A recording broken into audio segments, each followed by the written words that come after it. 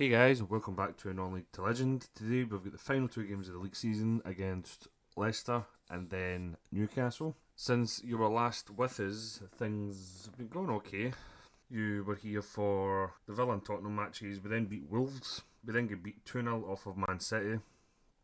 We then beat Bournemouth 2-1 and then get beat off of Chelsea 2-0. And then recently we beat Brighton 5-1. And with these results, this is how the league table is looking. So we have dropped to 7th place, but that's nothing to worry about. I think we are guaranteed European football. It doesn't say, like here, that we're guaranteed it, but fingers crossed that we are. 3 teams have already been relegated. Everton and Bournemouth, who came up with us, they're gone back down, and Watford is the 3rd team. So we have overperformed, as we all knew. We spoke about that in the last episode. We also have the best average rated player in the league in Sanderson, who I think is slowly becoming my favourite signing I've ever done in a football manager. He's never put a foot wrong for us. And we also have the joint top goal scorer in Arizo. He's been absolutely fantastic this season. So hopefully Tottenham or Man United will slip up and we can go even further up the league. Without further ado, let's just get stuck into the first game against Leicester. This is the team that we're going to send out for the Leicester game. We've got Maximiano in goals, Thiago, Bellis, Lagonja, Sanderson at the back, Esposito, Karabakh, Sabojlai in the middle, Sinot and Luengo on the wings, and Arizo up top. The 2 defeats to Man City and Chelsea were beat 2-0, but it wasn't a 2-0 game. We did play well and we let it go. Both games we let it go in pretty late, so I just went gung-ho and went straight to very attacking, and then we conceded the second goal through that, again very late on. So pretty gutted that we never managed to get a couple of points there, but let's face it, they are 2 of the best teams in the league.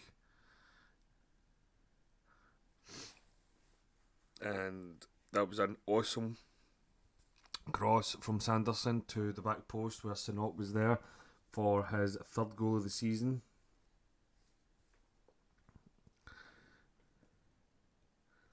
He's played really, really well since he's come into the team. Sanderson going down the right hand side again, crosses it in it again, and Sinot is there, but heads over.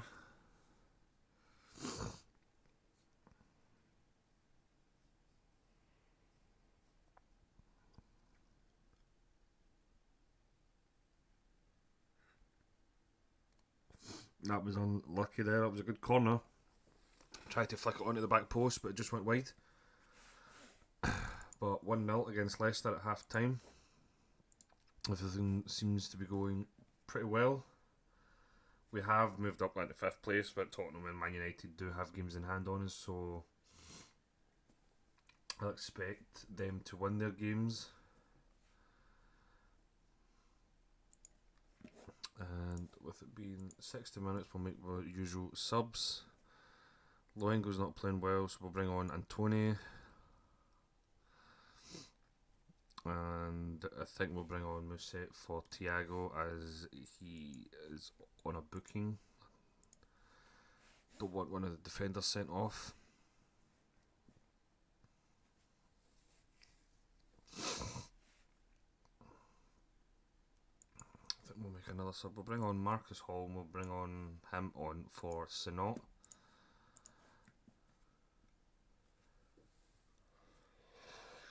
Marcus Hall can play out on the left or up front, so he's a pretty useful player to have. That was another good corner, another decent header, but just couldn't direct it onto on target. And although it's 1-0, we were pretty much in control of that game from start to finish. It was a very comfortable 1-0 victory. Usually I don't like the 1-0s because I'm wary of letting a late goal in, but we were very much in control of that match, and that should guarantee us I think we are guaranteed European football of some sort, but we'll see after the next match, who is against Newcastle, and I'll be back in just a minute with that one. Right, and we're back for the Newcastle game. It's basically just the exact same team as we sent out against Leicester. The one thing I did forget to tell you, between episodes, I was offered an interview at Sevilla, but I turned it down. I didn't think that would have been the right move for us, because we're getting Middlesbrough into Europe and they were sitting mid-table. They might be the bigger club, but I think taking Middlesbrough into Europe rather than going to a mid-table La Liga side would be the best move. So we've decided to stay at Middlesbrough, at least for now. And transfer news, we've arranged Andreas to be sold to Atalanta, I believe. Yeah, he is going to Atalanta for 20.5 million. So that's pretty decent. Didn't think we'd have got that amount of money for him anyway. But let's just get stuck into this game, the final game of the season, and hopefully we'll be able to pull off another good victory. Away to Newcastle. Newcastle are sitting 11th. As things stand, we are sitting in 6th position, and not the start we wanted. I think I'll bring on Antony for Szoboszlai and I'll move they two. But as of now, we are sitting in 6th place. Tottenham and Man United are actually playing each other.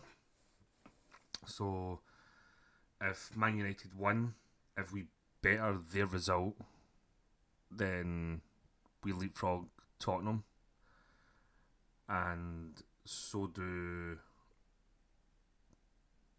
Man United. And I think the league table's not really updated because we're still sitting below Man United, even though Arizo has now just put us 2-0 up. Sorry for rambling, but Arizo has been on fire as per usual. That's just the norm. Arizo popping up with 2 goals. But the league table has updated now. Man United are beating Tottenham, and we have way more in goal difference. So as long as we get the 3 points here, we'll finish above 2 of them, and we break into the top 6. That was unlucky there, but now Newcastle are on a break. Well, that was a decent tackle, and we get the ball back. Sanderson tries to play up to Arizo, but gets cleared.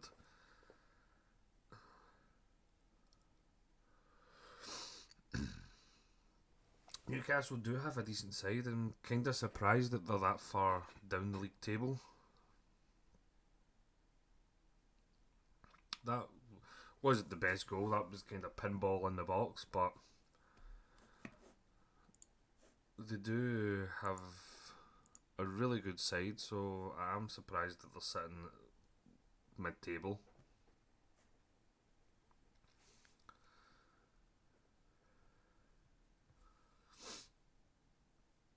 "60 minutes, we'll make the sub. Tony is not having a good game once again.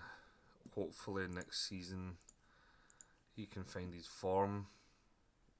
I'm now really worried that we've just spent 100 million on him and he's going to become a dud, but here's hoping he's just bedding in. Newcastle with the free kick, but we clear it. I'm going to demand more from the team because we really need this 3 points to stay above Man United. That was a wayward shot, so happily deal with them all day.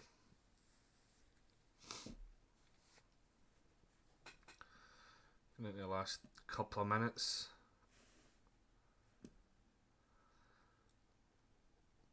hopefully we don't throw it away here.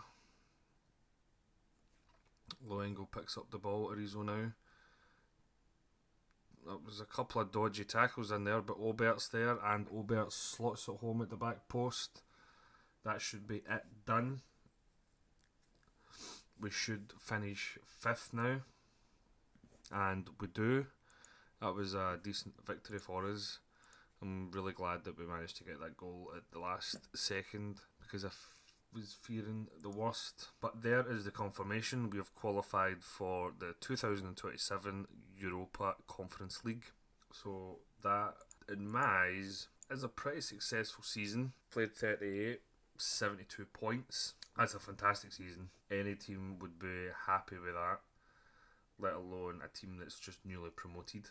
But it looks like Tottenham miss out on European football, and it looks as if the Premiership has lost the 4th Champions League spot. But we ended up with the competition's top goal scorer, Arizo, with 25. Nothing more can be said than he was absolutely outstanding this season. He's grew as a player. He's become absolutely phenomenal. His form's been outstanding. 17 goals scored in 20 games. Compare that to the season before, where it was decent but not amazing. We also had the best average rated player in Sanderson. As I said earlier, he is slowly becoming one of my favourite signings of all time. He never puts a foot wrong, and I'm so happy that we managed to sign him. But so I'll just jump forward until we get to the season review. Right, we're back for the season review. Let's have a look at the new arrivals. Signing of the season, can't really argue with that. Arizo, 16 million we spent on him. I would say most of our signings were probably successes. They all played pretty well. The only one I'm kind of worried about is, of course, Antony. But I'm just hoping he's bedding in and we'll get the best out of him next year. The English Premier League, bold expectation was to finish top half, which I still find ludicrous, but we broke into the top 5. This is how the results went. Ichi Peachy, decent form up until like round about January time, and then we went on a decent wee run. A lot more wins than I expected, but delighted with that. FA Cup, we knew we got beat by Shrewsbury, and then in the Carabao Cup we could beat off of West Ham. So pretty disappointing cup runs for us, but the Premier League was the outstanding moment for us. Moments to remember: beating West Ham 5-1. Match to remember was 3-0 away to Leeds, and goal of the season was Gilmore against Aston Villa. Finances and reputation, we've stayed at a 3.5 star reputation. No new sponsorships. Revenues went up apart from matchday commercial and retail, and Arizo is the top in shirt sales, and this is how we lined up. Can't really argue with that. We only recently just started playing Sonot out on that left hand side, and obviously Caruso had a good start to the season but kind of fell away halfway through, and then we ended up selling him, of course, but can't really argue with that. Club awards: fans player of the season was Sanderson, young player of the season Lagonja, signing of the season Arizo with no, goal of the season Gilmore, top goal scorer Arizo, most assists Sanderson, most player of matches Sanderson, highest average rating was Sanderson, and most passes completed per 90 was Salvatore Esposito. This year, record breakers: Chris Sonot, 16 years old and 206 days. Highest transfer fee paid, 100 million. I'm hoping that's not 100 million wasted. Highest transfer fee received was 20 million for Adrian Fenn. And youngest goal scorer was Chris Sonot at 16 years and 206 days. So that is the end of the season. I don't believe we've had our budgets yet, but hopefully it will be a decent amount so we can progress the team. And the next episode will be the usual catch up on the transfers up to that point and how the pre-season went. And we'll probably play the first game of the season like we did this season. So if you liked that in any way, please hit the like button. If you'd like to see more Football Manager 22 content on the channel, Please subscribe, turn your notifications on, and thank you very much for watching.